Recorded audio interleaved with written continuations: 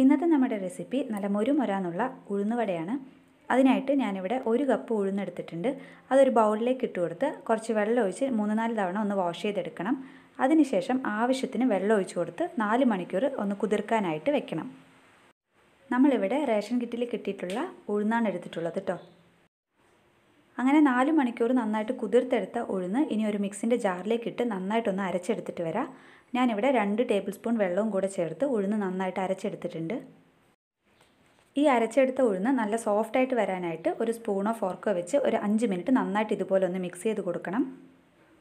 ഒരു fork use ചെയ്തിട്ട് ഇതുപോലെ നന്നായിട്ട് ഒരു 5 മിനിറ്റ് മിക്സ് ചെയ്തെടുക്കുകയാണെങ്കിൽ ഈ ഉഴുന്നുമാവ് പെട്ടെന്ന് തന്നെ നല്ല ഫ്ലഫി ആയിട്ട് പൊങ്ങി വരും.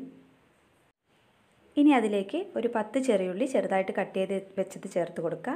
പിന്നെ അതിലേക്ക് ഒരു വലിയ പച്ചമുളക് പൊടിയായിട്ട് കട്ട് ചെയ്തതും കൂടെ ചേർക്കുക. കുറച്ച് കറിവേപ്പില അരിഞ്ഞെടുത്തതും കൂടെ ചേർത്ത് കൊടുക്കുക. ഒരു നുള്ളു കായപ്പൊടിയും കൂടെ ചേർക്കുക. 5-6 കുരുമുളക് മുഴുവനായിട്ടുള്ളതും കൂടെ ചേർത്ത് കൊടുക്കുക. ആവശ്യത്തിന് ഉപ്പും കൂടെ ചേർത്ത് നന്നായിട്ടൊന്ന് മിക്സ് ചെയ്തെടുക്കുക. നിങ്ങൾക്ക് ഇഞ്ചിൻ്റെ ടേസ്റ്റ് ഇഷ്ടമാണെങ്കിൽ ഒരു ചെറിയ കഷ്ണം ഇഞ്ചി പൊടിയായിട്ട് കട്ട് ചെയ്തതും കൂടെ ഇതിനൊപ്പം ചേർത്ത് നല്ലതുപോലെ മിക്സ് ചെയ്തെടുക്കുക. ഉഴുന്നുവടയ്ക്ക് ആവശ്യമായിട്ടുള്ള മാവ് ഇവിടെ റെഡി ആയിട്ടുണ്ട്.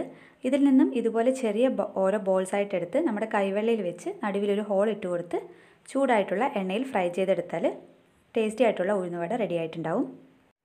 ഇങ്ങനെ ചെയ്യുമ്പോൾ നിങ്ങളുടെ കയ്യിൽ മാവ് ഒട്ടിപ്പിടിക്കുകയാണെങ്കിൽ ഒരു നുള്ള എണ്ണ കൂടെ കയ്യിൽ തേച്ച് കൊടുത്തതിന് ശേഷം ഇതുപോലെ റെഡിയാക്കി എടുത്താൽ മതി.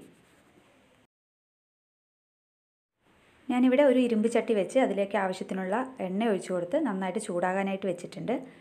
മാവിൽ നിന്നും ഒരല്പം എടുത്ത് ഈ എണ്ണയിലേക്ക് ഇട്ട് നോക്കിയാൽ അത് ഉടൻ തന്നെ പൊങ്ങി വരികയാണെങ്കിൽ എണ്ണ നന്നായിട്ട് ചൂടായിട്ടുണ്ടെന്ന് നമുക്ക് മനസ്സിലാക്കാം. ഇനി ഈ ചൂടായ എണ്ണയിലേക്ക് നമുക്ക് ഓരോ ഉഴുന്നുവടകളും റെഡിയാക്കി എടുക്കാം.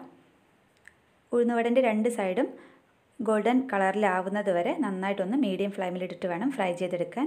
നമ്മൾ ലോ ഫ്ലെയിമിലിട്ടിട്ട് ഫ്രൈ ചെയ്യുകയാണെങ്കിൽ ചിലപ്പോൾ ഉള്ളിൽ കറക്റ്റായിട്ട് വെന്ത് വരില്ല, പുറം ഭാഗം പെട്ടെന്ന് തന്നെ കരിഞ്ഞു പോകാനും സാധ്യതയുണ്ട്.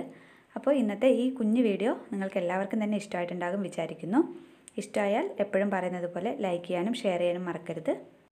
നിങ്ങളുടെ ഫാമിലിക്കോ ഫ്രണ്ട്സിനോ ആർക്കെങ്കിലും യൂസ്ഫുൾ ആണെന്ന് തോന്നുകയാണെങ്കിൽ ഒന്ന് ഷെയർ ചെയ്ത് കൊടുക്കാൻ മറക്കരുത്. Thank you for watching.